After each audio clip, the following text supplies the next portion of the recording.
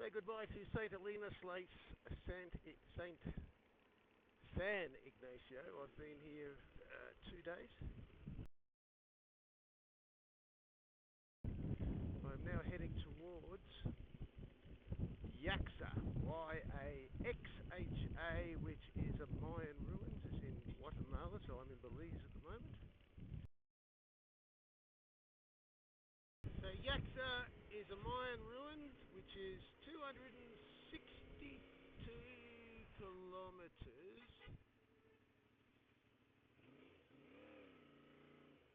Sorry about that, just a bit of traffic. Huaxy is a Mayan ruin. It's 232 kilometers square. It was first discovered in 1904. It was surveyed in 1930 and again in 1970, and I believe in 1980 they started doing some digs on it. It had its peak at 600 AD, and I think it was all over by about 900 or 1000 AD. And the reason for it, they believe, was they had a 100-year drought. This was the destruction of all the Mayan civilizations, apparently, a 100-year drought. And also there was massive deforestation, which made changes to the local climate. And also because there was competition for resources between the towns, there was a lot of war, and eventually people went, yeah, not really money. Which is fair enough. Look at that cloud. A bit ominous. Here it comes. Oh, can't get my jacket done up in time. Oh no. Here it is. Come on, jacket, go up. Oh shit, mate. Oh, that's heavy. Should have been wearing my gloves, Tommy.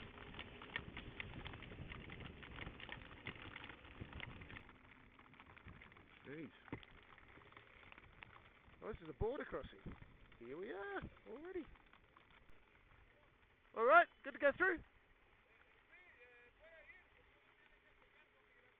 Hey? I only speak English, mate.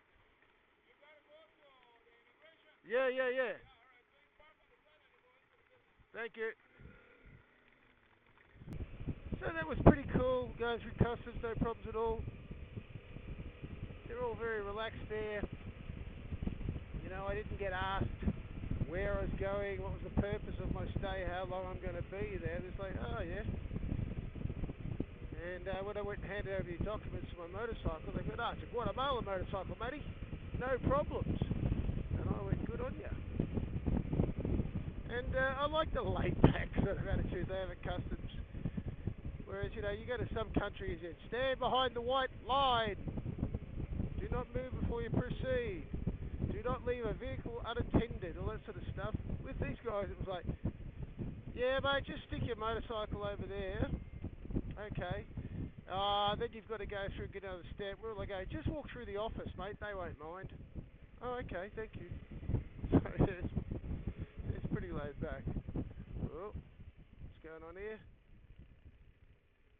There is something on the road. It's a roadblock.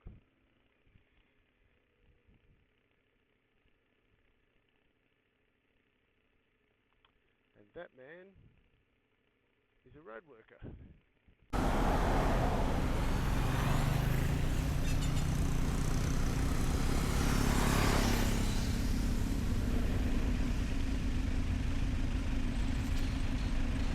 Who knows? Well, this road is just a slalom course of potholes.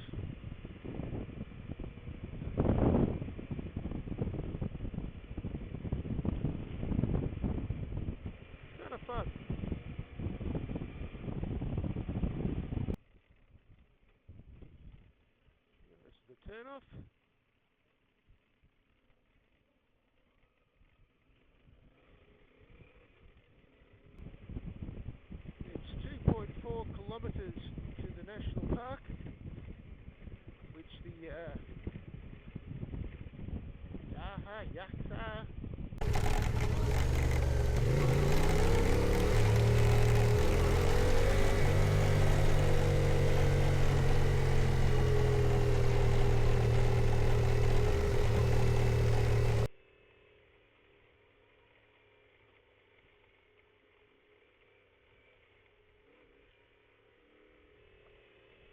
Eco-lodge. To me, eco-lodge means the toilets don't flush.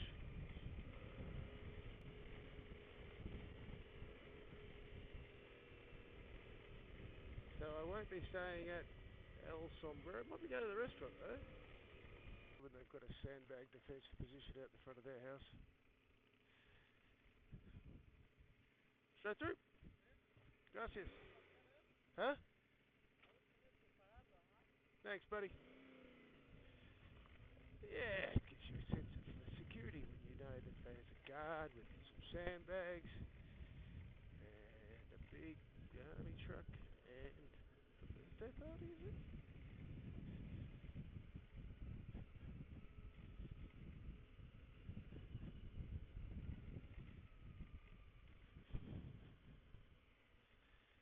That's a truck. That's a overland dinghy vehicle. I can't believe how big this thing is. It is literally a land ship. It would have to be. Now, I am 6'3", so 189 centimetres.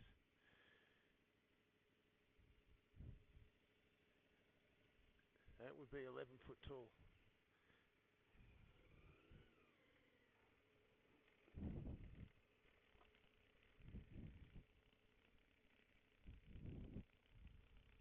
How they get around in that thing, I do not know. And if you got that thing stuck, that's it, buddy.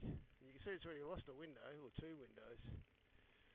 That's the biggest thing I've seen. I couldn't think of anything more worse than trying to drive that monster truck around this country. You know, there's just some places, I don't know how you'd get through. Because, you know, a lot of the major roads lead through the small villages. They must send like out a scouting party or something. It had Argentinian plates on it, so it's come a long way.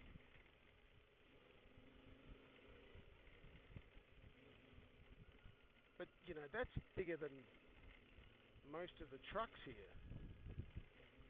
I mean, it must be quite luxurious inside. I can see why they didn't bring it down here, because the road's a bit rough and probably a bit too tight for it at this part here. Not many times you get to camp on the edge of a Mayan ruins. I can't remember doing it once in Australia. It looks like I've got the place to myself.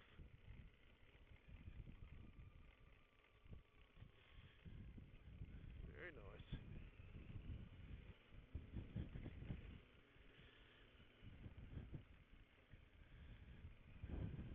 What are these things? Okay, welcome to my new digs. The rain's closing in.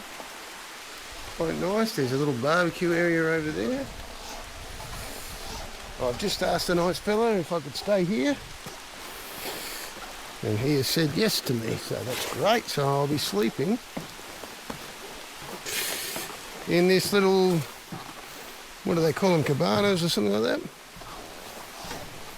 I tried the other ones, they were a bit wobbly.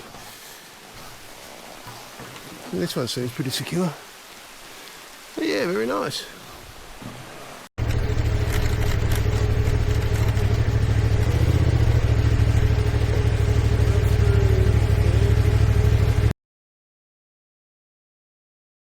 Welcome to Huaxy Mayan historical site. This is quite a large city.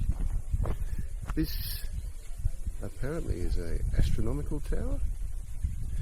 These things here are called stellas, and they tell the story of an event that occurred. So like an historical marker. And they can read some of the Mayan language. Very clever people.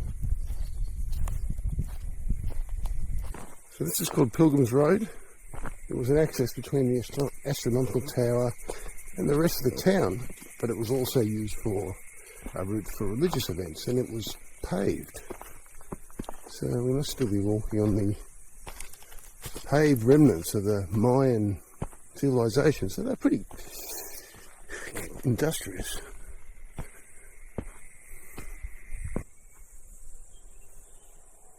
I don't know if you can hear that.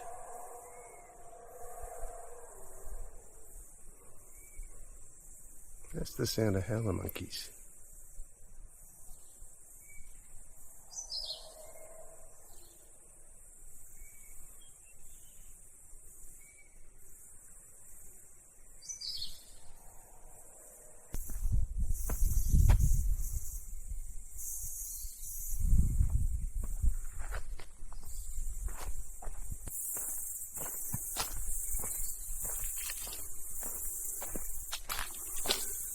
Wow, it's quite remarkable.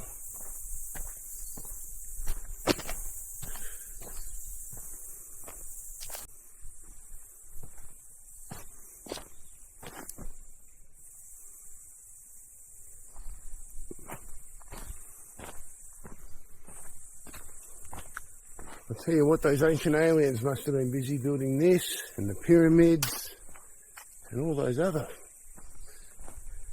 very old structures. No wonder they took off from Earth. They were just like, no, this is just too much hard work.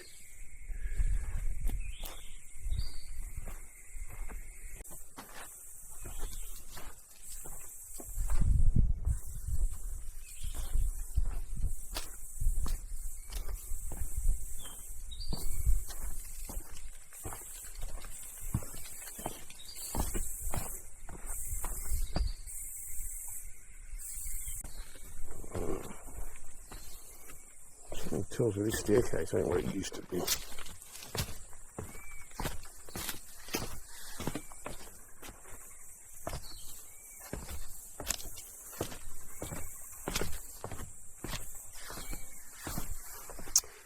That's taped off at the bottom. Not at the top. Oh, halfway down now. What fascinates me is those stairs. Those stairs, you know, where people have walked on them over, 1,000 years, have been worn. That's pretty amazing. And that is the Pyramid of Sacrifices. And it's next to the ball court, which is just down there. And apparently the losing captain of the game would get executed. Bit harsh. Harsh but fair. So that's the ruler's living quarters, and behind that edifice is a courtyard. And this is the road that leads down to the lagoon. You can see down there the lagoon.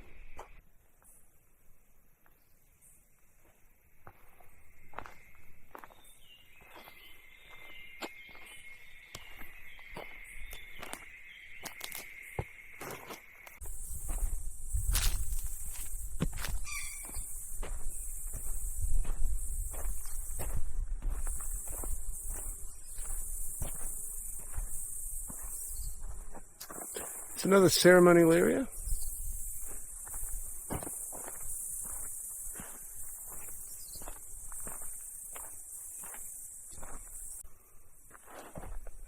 This is pretty amazing. This is a long, wide road. It's probably 400 metres, 500 metres long. And you can see it's lined with, it's basically a gutter on either side. And they'd keep this thing really clean, and when it rained, the water would run down into these gutters through these channels and into these big, large cisterns, I suppose you'd call that they're made, and it would collect the water so they would have drinking water. These guys are really clever. I'm amazed.